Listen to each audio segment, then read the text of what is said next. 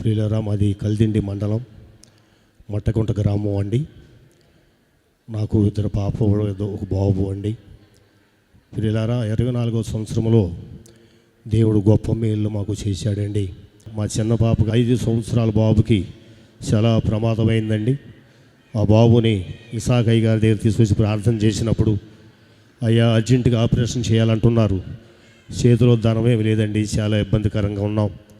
నీకు ఇబ్బంది లేకుండా అన్ని సమకూర్తి, ఏం డౌట్ పడవద్దు, కంగారు పడవద్దు అని చెప్పారండి దైవజనులు.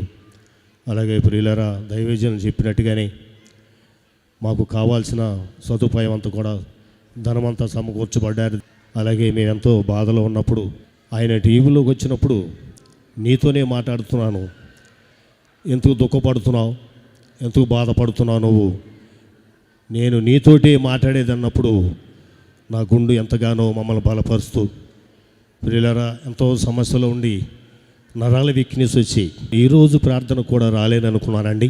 దేవుడు ఎంతో గొప్ప సాయం చేశారు. అప్పటికప్పుడే తైలం రాసుకొని ప్రార్థనా శక్తి తైలం ఈరోజు ప్రభు సన్నిధికి వస్తాకెంతో కృప చూపించారండి. మా పెద్ద పాపకి చక్కని పరిస్థితి బాగోపోయినా చక్కని డాబా ఇచ్చారండి. అలాగే ఒక బ్యూటీ పార్లర్ పెట్టుకుంటా కూడా మంచి దేవుడు ఎంతో సహాయం చేశారు. మాకు ప్రార్థనా శక్తికి వచ్చిన తర్వాత ఎన్నో మా కుటుంబంలో గొప్ప కార్యాలు ఇచ్చిన సాక్ష్యం దేవుడు దీవించునుగాక.